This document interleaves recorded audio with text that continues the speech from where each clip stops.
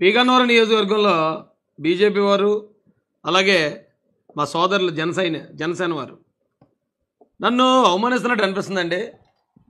అక్కడి నుంచి వచ్చిన ఫోన్లకి నేను సమాధానాలు చెప్పలేకపోతున్నాను, తలనొప్పి వచ్చేస్తుంది నాకు. ఇప్పుడు బీజేపీ, టీడీపీ, జనసేన 3 పొత్తులో ఉన్నాం. అక్కడ ఐవీఆర్ఎస్ కాల్స్ వెళ్తున్నాయట. జనసేనకి అభ్యర్థిని పలానా అభ్యర్థిని పెట్టాం, మీరు 1 అయితే 1 నొక్కండి, లేదా 100 నొక్కండి అని. ఏమన్నా నేను ఒకటి ఇన్ఛార్జ్ అనేవాడిని ఉన్నాను. నన్ను పెట్టిన చంద్రబాబు నాయుడు గారు, బాబు రాయేష్ ఇగో వేరే కారణాలతో మేము ఇలా చేస్తున్నాం, సరేనా నీకు వేరేది మేము ఏర్పాటు చేస్తాం, లేకపోతే నువ్వు పక్కన నీకేం పదవులు అవసరం లేదు కదా, నువ్వు ఎప్పుడు నన్ను పదవులు అడగలేదు కదా, ఇగో నేను తీసేస్తున్నాను అనేదాకా ఉండండి సార్. రాజేష్ మాసానికి ఇచ్చిన సీటే జనసేన కోరుతుంది అంటే అది నన్ను అవమానిస్తున్నట్టు అనిపిస్తుందండి. సీట్ ఇచ్చిన తర్వాత ఏటిది టార్చర్ నాకు? అప్పుడు దాకా చాలా ప్రశాంతంగా ఉన్నాను నేను.